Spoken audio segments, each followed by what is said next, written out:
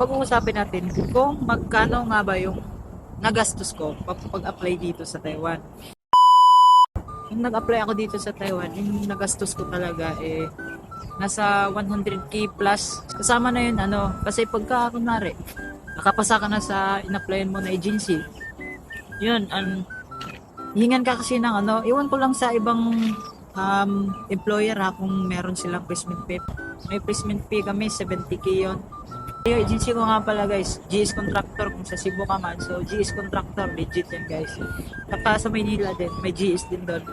So, yun, galing kami Cebu, pupunta ng Maynila. Siyempre, napagastos ako noon, mga nasa 15k yata. So, 3 araw kami doon nagstay kasi nag-process kami ng namin, yung mga papeles namin para paalis na dito sa Taiwan. So, medyo malaki-laki nga yung gastos guys, pero huwag niyong isipin yung gastos guys. Yung iisipin nyo kung paano kayo makapunta dito, kung gaano kayo kadeterminado na pumunta dito. Lakasin niyo yung loob nyo guys. Yan yung number 1 na isipin. Yung gastos, huwag niyo isipin yun guys. Kasi yung gastos, magbabawi mo yan pagdating mo dito sa Taiwan. Matagal-tagal mo mababawi, pero at least kahit paano, di ba? So, tapos pagpunta mo pa dito sa Taiwan, kailangan mo pa kasi magdala ng yung pocket money. So ako nga noon, time na yun, na-short na nga ako eh.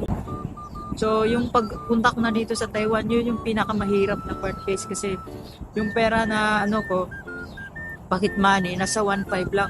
So bali, isang buwan yan guys isang buwan yan. Isang buwan ko yung budget dito sa Taiwan. First time ko pa dito. Tapos yun, ang hirap talaga guys, pero tiniis ko yun. Dahil syempre, sinimulan natin to guys. Pangarap natin to. Kaya, titiisin natin guys. Kasi sinimulan natin, tatapusin natin guys, diba?